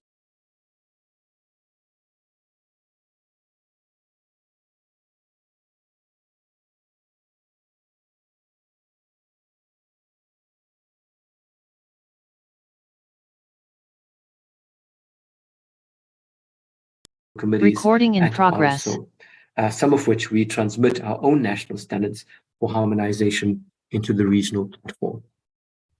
Chair, I'm almost getting to the latter part of my presentation, and I just wanted to highlight the financial turnaround. This is just a high-level, income statement of where we are currently, and this is as of Q3 in December. In terms of our revenue, our expenditure, I've already highlighted a number of issues in the preceding slides. Just to indicate firstly is that there is a stabilization level that we are seeing in terms of revenue generation. We can't see the growth in an expansive growth just yet, and obviously years to come as our new products and services and achieve market traction, we expected to see the revenue growth in those respective areas. So the forecast as of end of this financial year is 448 million rand. Our expenses forecast expenses come financial year end is around 739 million, which will give us again a positive net profitability of 79 million rand. And I think this basically underpins, this financial aspect underpins where we have come from as an organization towards the financial stability trajectory that we are embarking on. There's still a number of things that we need to mature, need to implement, which I'll allude to in my last slide. So, Chair, I think the significant portion of the expenses in terms of reduction of expenses, I think we must agree that this has come from the process of cutting down and reviewing our cost structure and significantly reduced cost structure of remuneration benefits from the early retirement and VSPs that we offered during the Section 189 process. So the resulting cost savings of that ERs and VSPs was 7.5 million rand per month. And we anticipate to get this final figure in terms of the real core savings once the structure has now been populated, and that's at the end of the placement process. Yeah, I'll move lastly to the next steps and conclusion remarks. What we need to do now in the midst of Fix the Business and a new phase to transition to the new era of the SABS is we need to entrench the new operating model. To entrench the new operating model, we need to efficiently transition to the new organizational structure with the element of less disruption to the current business that we provide in terms of our services and products that we deliver to the marketplace. Easier said than done, but it's something that we need to get into that mode of continuing providing our services with the relevant quality and assurance as we transition to the new structure. Continued focus on customer centricity and implement our value proposition. As I mentioned, our value proposition is not individual products. It's a solution-based value proposition as part of our operating model. We need to implement proactive plans to protect the current revenue sources. So, as I said, the external environment has a significant impact on the SABS. The global environment and the risks, etc., irrespective of how we see it, will impact the national economy and subsequently impact our services as well. The energy crisis that we are currently experiencing as well will impact our industry and certainly will impact and have a ripple effect on the SABS. So how do we safeguard the current cohort of our existing customers and make sure that we deliver excellence to maintain the current customers that we have and not lose them to a highly competitive environment where a number of service providers are already existing and ready to take on the clients of the SABS. So there's also an element of effective resource planning for the long-term financial stability.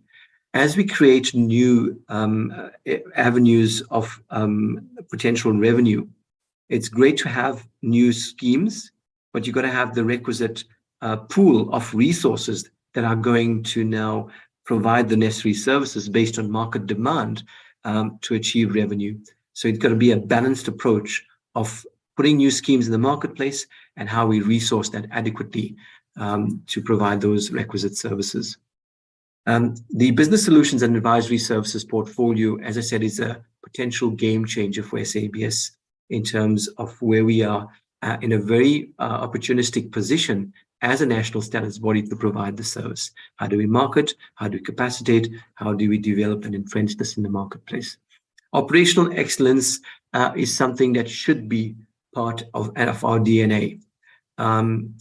We are not, there's areas of excellence, but we can't say that every single area is operating with the excellence that we aspire the organization to have. So that's an area that we need to look at, and where we have the areas of excellence that needs to be emulated within the other areas of services that we provide. Equip and capacitate the staff with the requisite skills. That continues to be an ongoing initiative, providing our staff members with bursaries, especially in the technical skills, in getting industry to support us as well in terms of mentoring technical skills and creating that cohort of technical skills that we require as we transition to provide, to expand our current services and to provide new services as well. Investment in ICT infrastructure capital requirements. This is of utmost importance for the SABS. It's a historical organization that hasn't been adequately invested on in terms of capital expenditure. The short term that we have done, and we've done a lot in terms of infrastructure, we all understand and appreciate it's not enough.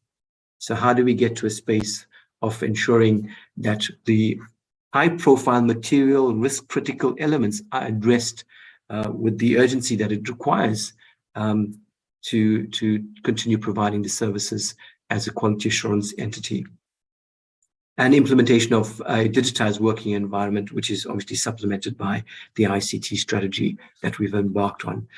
Strengthening of our regional engagement strategy, Chair, to support the Continental Free Trade Area is obviously an area that we have focused and zoned in quite enhancedly as well, because it's one of the core mandates that Department of Trade and Industry and Competition, our shareholder, request of us to implement the Continental Free Trade Area.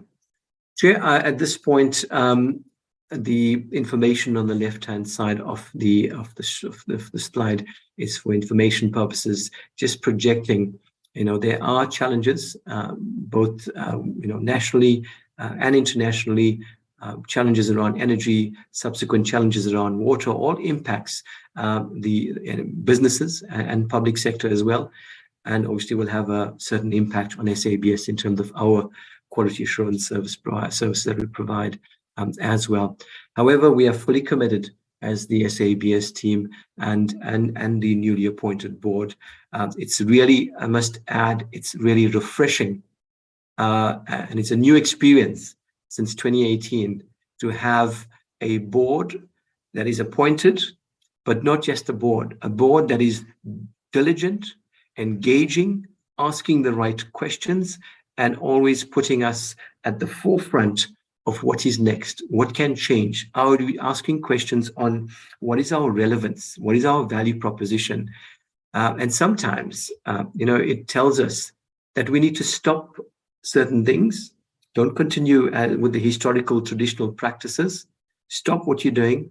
Determine if we need to continue with that, or do we totally withdraw those products and services and create a new trajectory based on market requirements and expand our services. So those are all areas of, I would say, challenges and opportunities that we discuss both at EXCO, and we've been certainly asked by the board members and challenged by the board members around thinking differently for the SABS. Chair, I think I'll stop at that and really thank you for your attention. Thank you very much, Dr. Bazoon. That was quite a long presentation, very thorough. We will now give an opportunity for portfolio committee members to engage with your presentation. Portfolio committee members? Okay, I see Honorable Mbiani. I think you can start, Honorable Mbiani. I don't see other hands. Honorable Burns Ngamashe. Honorable Thring. Honorable Thring. Mutahung. Malamacha. Sorry, and Malamacha. Malamacha. Thank you. Honorable Mbiani, may start. Chairperson, thank you very much for the opportunity. Chairperson, let me first welcome the presentation.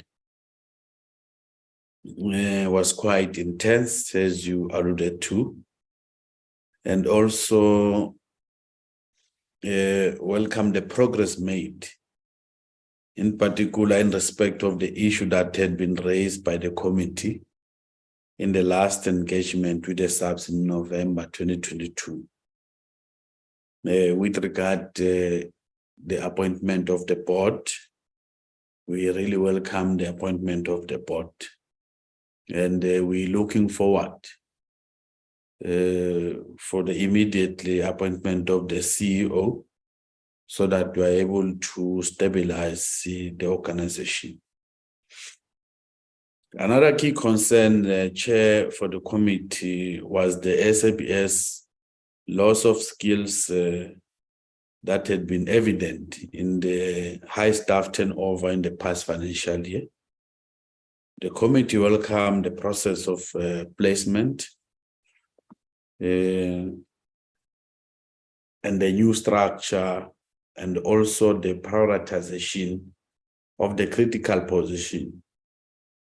Chair, the committee looks forward to engage with the SABS again after the fourth quarter on the progress in this regard. Chairperson, I think there are some few, concerns around the inadequate investment in the laboratory and facility infrastructure. We once seen the pipeline reticulation network. In some instances, the pipelines were poor, leakage of water. And also, Chair, I just want to check the question in terms of the setup boxes, whether they've been able to deal with the setup boxes that were there. And also raise a concern in trying to facilitate and fast track the issue of ICT modernization. And also acknowledge the cement lab that has been revitalized there. And also the intake of the 56 in internship. We really appreciate that as a committee. Chair, I just want to check the engagement with the organizational, the organized labor, because the last time we were there, we were approached by the march as a committee. Staff members were picketing there, raising some concerns around the organizational review. I don't know whether they've dealt with that, and if so, how so? And also, Chair, I want to raise the issue of the education and awareness program.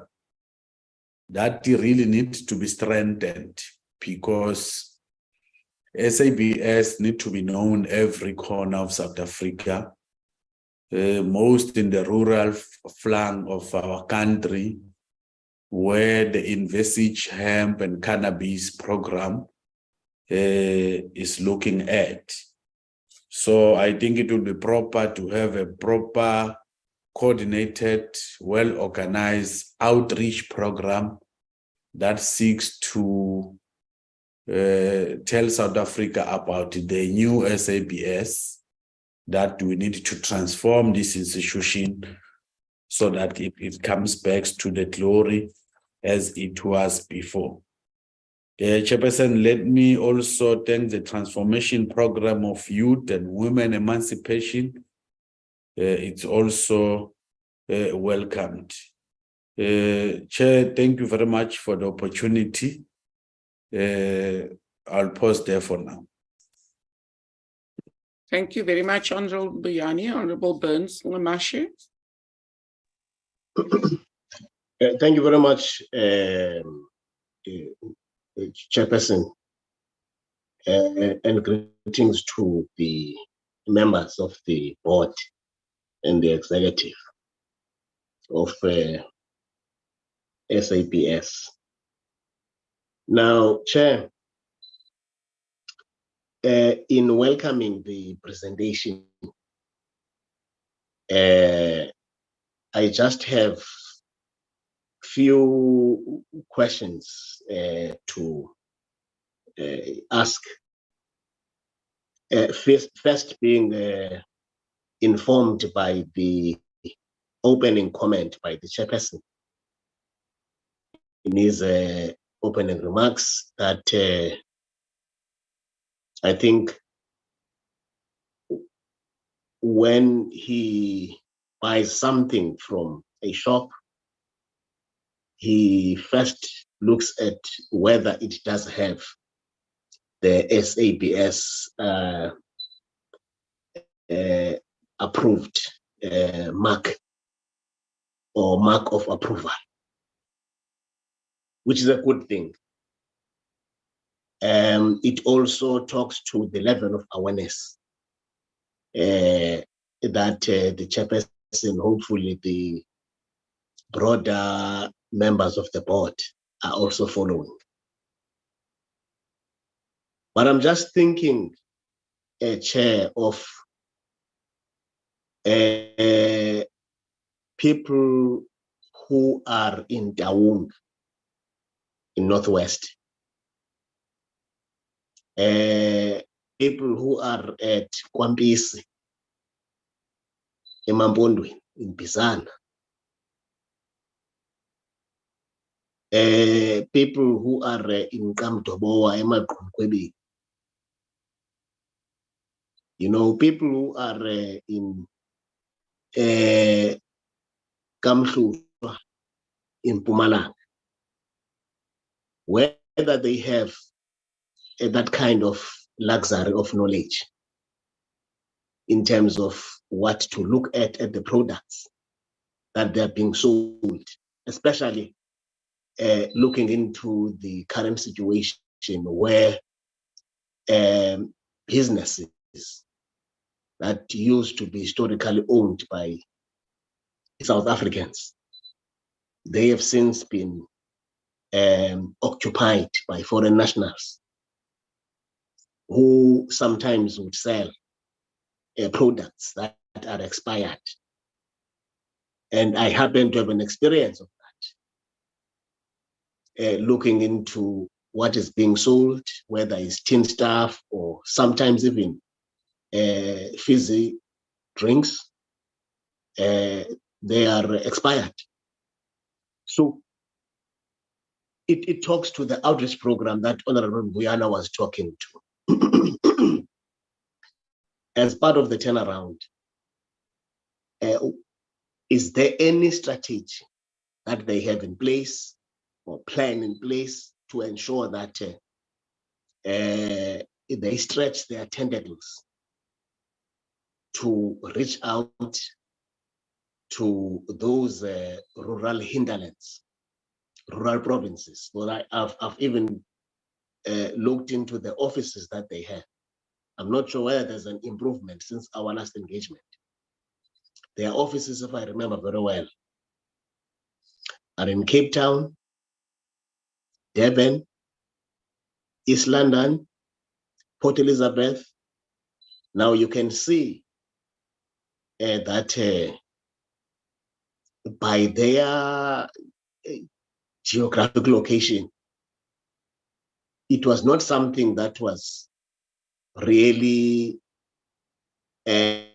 designed to serve an inclusive society, but it was more about ensuring that it serves the interests of those at the time everything else institutionally and organizationally was meant to benefit. Now, it will be interesting to know whether their strategy talks to that kind of outreach program. And in the course of, I think, in one of the engagements that we have with them, we really impressed upon the engagement with SALGA, as well as the traditional leadership institutions. Because if they ensure that as part of their outreach programs, they engage those institutions that are there 24/7, living within and between our communities. It means the information that they are telling us, good as it is, it will be much more meaningful when it reaches out to those people. Otherwise, if it is presented to us, you are like preaching to the converted. There are those who are there who are really longing for this information. And with information, you are able to make better choices. So that's what I want to check. Number two, check.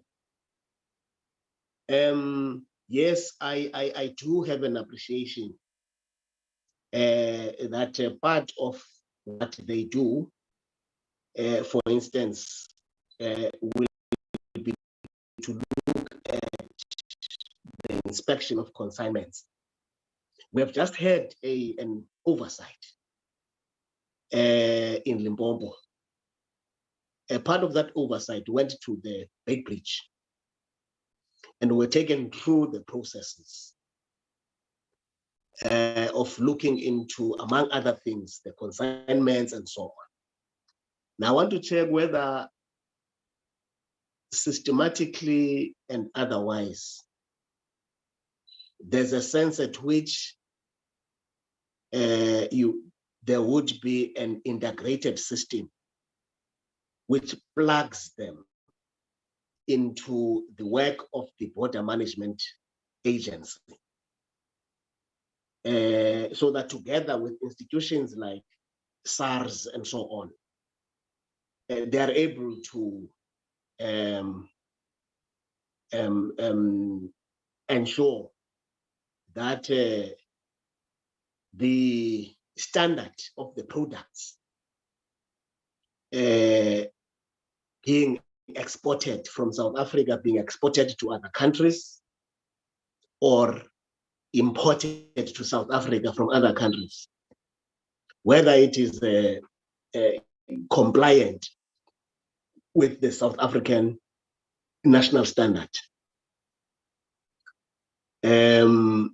Because there's a proliferation of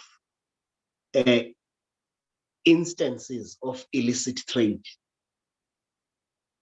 which has a serious knock-on effect on the economy of South Africa. And until and unless we bring in those kind of checks and balances and take those measures, we will be able to bring the economy of South Africa to where it should be, an economy that is growing, an economy that has the ability to create jobs, an economy that is free from being exploited through illicit trade. The other issue, Chair, that I noted, which is quite good, is around the digital marketing. I think the presenter spoke about the information being available in their website and so on. once again, it talks to the issues of access to information. We have not reached that level of development, although COVID, in one way or another, while it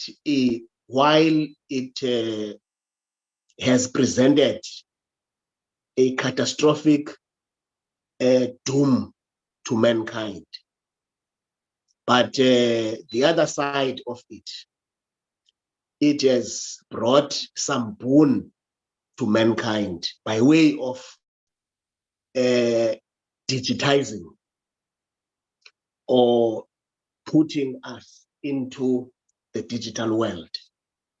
Whether we are ready for that is a debate for another day. But the fact of the matter is that now we are in that digital world. So while we are in the digital world, so many of our people are still, as I say, in areas where there is no access to such enablers. So what is it that probably is on their plan to ensure that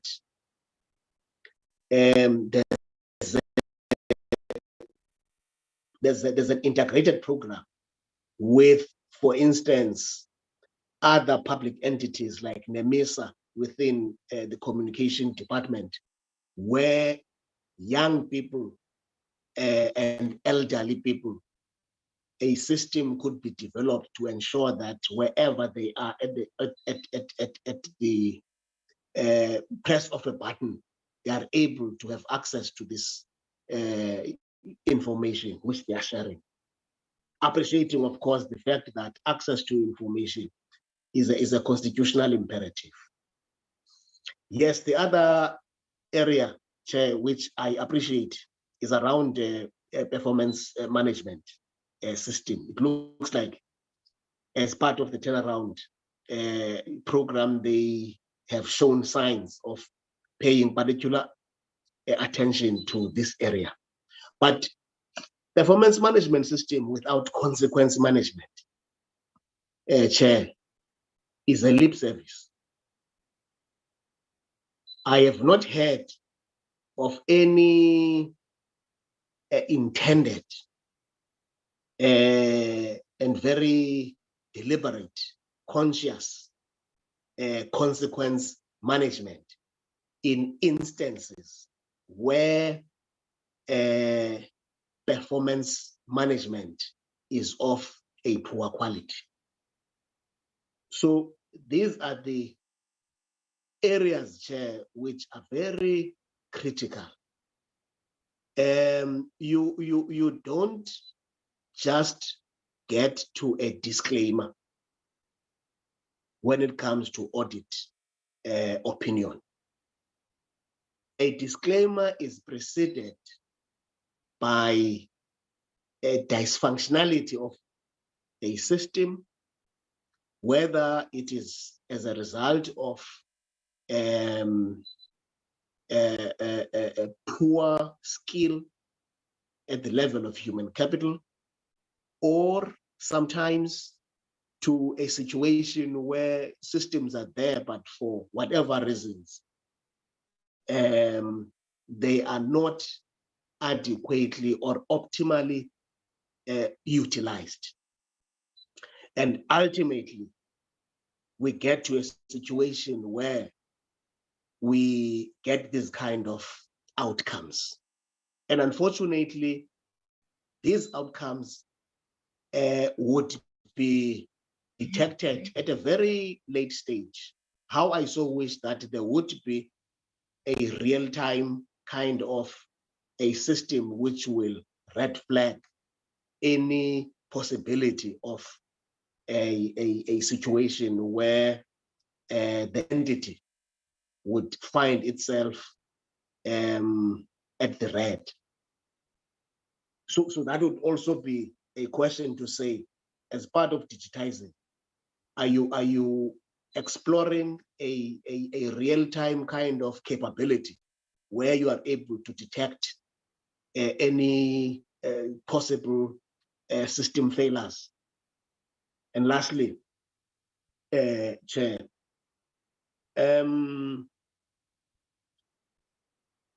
yes, the regulatory function is with the national regulator for compulsory specifications. To what extent are they working together with NRCS in terms of ensuring that in instances where there's a symbiotic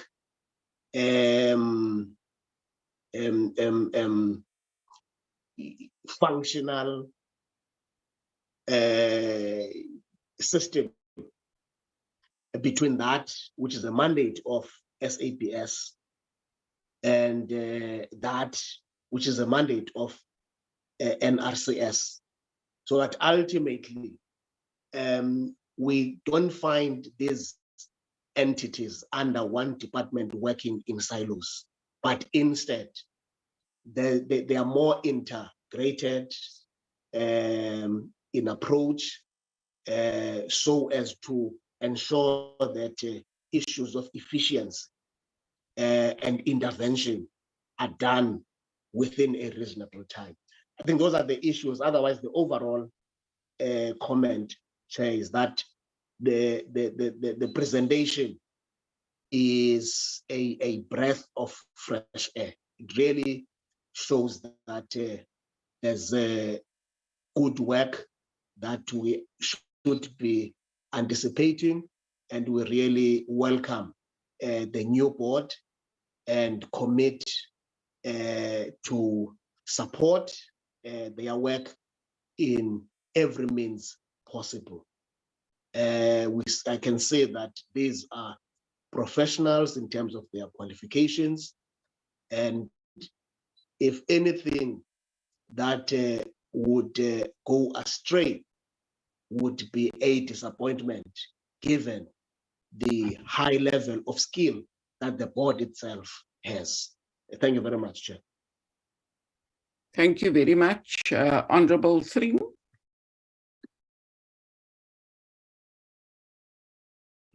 Thank you, Chair. Chair, I think firstly, the ACDP certainly appreciates the extensive, valuable presentation that has been made. And we also welcome the improvements made at SABS.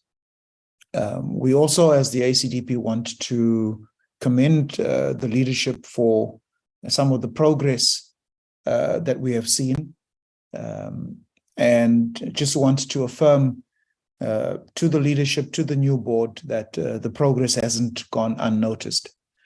But so as not to repeat what my previous colleagues have raised, I would just ask for some expansion on perhaps just three aspects. The first is the possible exogenous shocks that are expected in the near future due to wars, global economic decline, and disruptive supply chains. What is SABS? If you could just expand on that, I may have missed some of it. But what is SABS's plans to mitigate some of these exogenous shocks that are expected in the near future?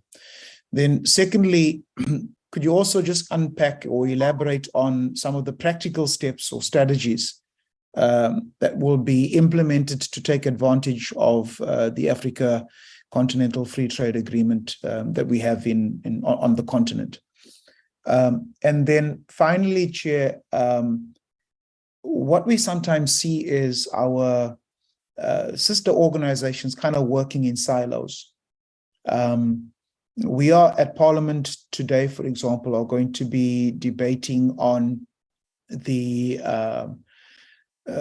Products Amendment Bill, Agricultural Products Amendment Bill, which seeks to ensure that products that we import as well as export are of a particular standard and of the highest standard possible.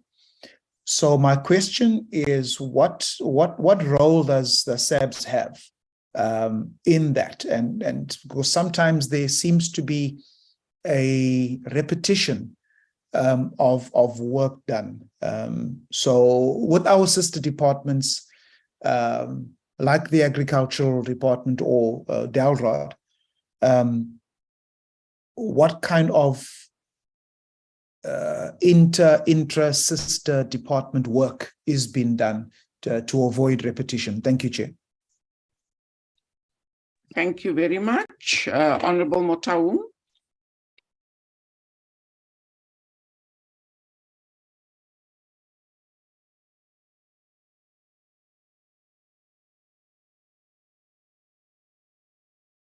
Unmute yourself, Honorable Motaung. Oh, my apologies, Chair. Thank you, Chairperson. Let me also join the colleagues by welcoming the presentation and the progress that the SABS has made to improve the revenue generation and avoid losses. Chair 1, I want to check what progress has been made to address the inadequate controls on revenue management, which has been identified by the Auditor General in the previous financial year. Secondly, Chair, during the last committee oversight, the committee raised a concern about the state of the infrastructure. Therefore, the investment into the infrastructure of 27 million in the current financial year is welcomed. Although it poses a challenge of a decline compared to the last year's investment to the infrastructure. Furthermore, Chair, in the presentation, SABS stated that the pace of the infrastructure investment is not optimal due to the resource constraints. This statement, Chairperson, continues to concern us as the committee. Lastly, Chair, let me also welcome the newly appointed board. Thank you, Chair. Thank you very much. Honorable Malamacha. No, thanks, Chair. In welcoming the presentation, one will add on what other colleagues said. The report is promising. Now what is left is actions. We'll be very much happy to see this promising presentation accomplished by actions that meet the time frames given. Committee Chairperson, we are mentioning this because our experience is the one that tells us that should one entity be very much fast to pronounce its mandate without resting us assured that in case they come across irregularity that needs regulatory entity to come in, here is what we normally do. It becomes a problem. We don't want a situation, as said or alluded earlier on, where when we are to come in, we are told that no, we are not a regulatory body. We want to know whether there's a collaboration between them and the regulatory board. In case there's none, so that as the portfolio committee, we are able to assist. Rather to confront a problem, we are able to prevent a problem. You, in your custom partnering, there is a gray area in terms of dealing with ordinary or just a layman in the street, if not the ones which are not well established.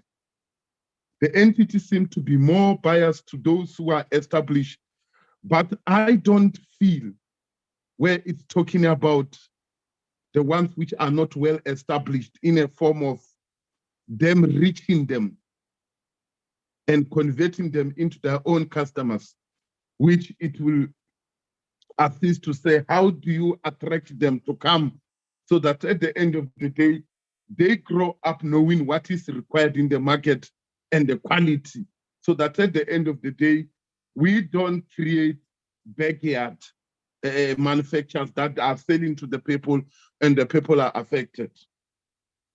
The other aspect, Comrade Chair, was on the 23% custom service drop.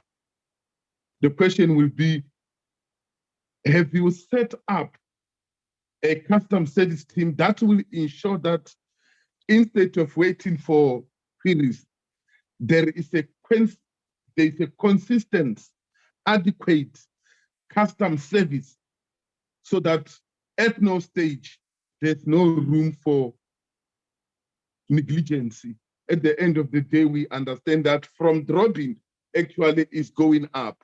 I think that will be putting more of relevancy of the entity rather to time and again drop and go up. So at the end of the day, where there's drop and up, there's no progress.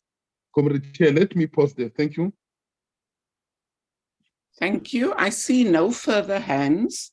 I want us to just take a 10-minute body break, members and board members and executive, everybody on the platform. So we'll then resume at 23 minutes past. We'll just take a 10-minute body break. Dr. Bassoon, you can also then just prepare yourself. Maybe you want to give to other executive members to answer questions, or you can handle the bulk of it yourself. It's up to your discretion. Thank you, members. See you back here at 23 minutes past. Thank you.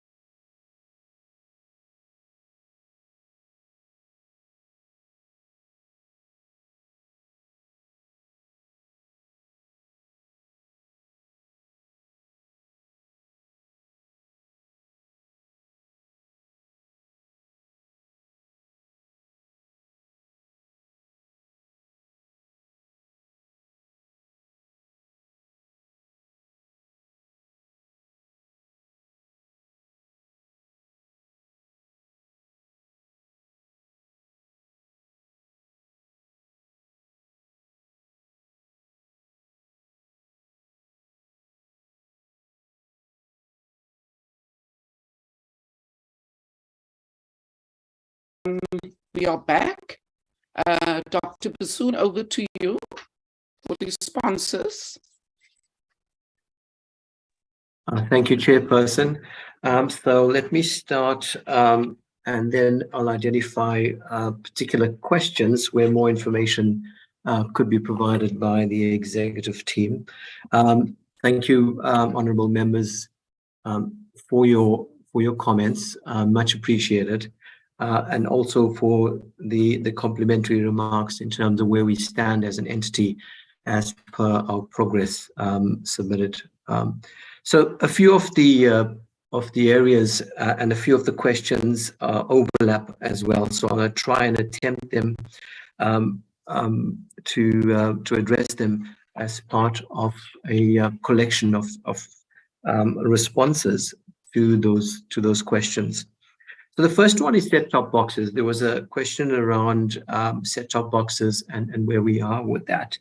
Chairperson, I think my colleague, the head of standard testing services, will provide additional information and can provide additional information. But just to say that we have discontinued this service. The rationale is that the standard, the national standard that we had published, as published, the capacity and the capability of the lab at the time could not meet that national standard. So there's an opportunity to repurpose it for other areas as opposed to just providing the testing capabilities addressing set-top boxes. I'm sure Thabo will come in later on to provide more comments on that. The other item on labor and the various organizational processes that took place, which created an element of distress, I would put it conservatively. I think with any element of engagement on a matter as critical as Section 189 and subsequently the matter of organizational restructure remains a very contentious area of discussion, debate between management and labor. And we had some very vibrant engagements, consultations, and most of the times, there were disagreement.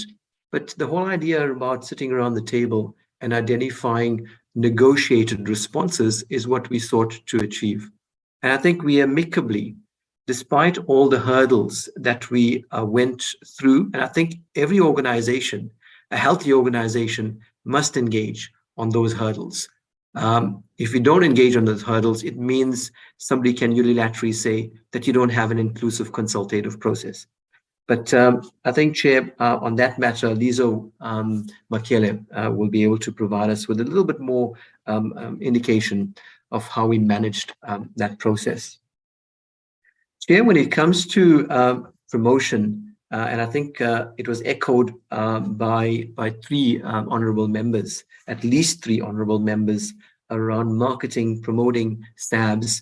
Are we in a space of the historical sectors and markets and consistently maintain that stance? Where are we in addressing and transforming the rural economy around conformity assessments, standards, etc.? There, I could hands down inform colleagues that we don't have a strategy at this point in terms of how we engage, in terms of a written strategy and what are the action items. It's something that we need to look at, but that doesn't say that we haven't been engaging on relevant sister companies, structures through which we could go through and promote our work. Adequate or not, quite rightly, the members say, and I think it's evident, it's not adequate by far. So there's a lot of work that needs to happen with the SABS in terms of managing and firstly establishing and implementing an outreach program in the rural areas. One typical example, maybe just to highlight, is and this relates to hemp and cannabis. which, as I mentioned, is going to be a game changer in industrialization sector, this particular sector in South Africa, in terms of the opportunities, not only nationally, but regionally and internationally as well, depending on what our industrialization master plan strategies are going to be in terms of domestication or export-led strategies. The cultivation and harvesting, we have a technical committee, and this is not a silver bullet, Chair. I'm just informing colleagues in terms of what we have. We have an African Traditional Medicines Technical Committee, specifically that targets members of the community around cultivation, harvesting of traditional medicine, not engaging on the final products and testing of the final products per se. If it's at all testing, it'll probably be on microbiological testing, etc. But efficacy is not the scope of the SABS. It is within the SAPRA mandate. So there are elements of us engaging, but again, it's within small areas and small niche areas where at the time we have the capacity to do so. The issue on the SABS mark. This is a very important one to actually define and also have an appreciation to the chairperson's comments as well. And it's really appreciative that, you know, those of us who are aware of quality and quality assurance, we go out and look for quality marks like the SABS marks of approval in the marketplace. But here lies the issue. And I think it's a double-edged sword. One is SABS cannot enforce its marks and its systems and its services in the marketplace. And it speaks to the point that we are not a regulator. And I'll come to the point around how we work with regulators in the marketplace, because there are two different legislative mandates between a regulator, what they have the mandate to do, and SABS as a national standards body, developing technical solutions for voluntary application in the marketplace. And it serves its purpose in terms of and I'll use inverted brackets, self-regulatory mechanism, because regulations comes with its own burdensome administrative, be it financial or non-financial issues with the implementation thereof. The market has to bear with regulations, and somebody has to pay for something that's mandatory in the marketplace. But we are not an ecosystem in South Africa that is mature enough that everything in terms of industries understand standardization, they understand quality, and their own initiative, they take it upon themselves to implement an SABS mark of quality. So that is one area in terms of the differentiation. But the other area is SABS is not out there. And that's the reality. We need to be out there, and especially in the areas that need our attention, need our support, and in terms of quality assurance, and reaches the majority of these citizens in South Africa. So that needs to be articulated. The area around just maybe our engagements aligned to how we promote and market.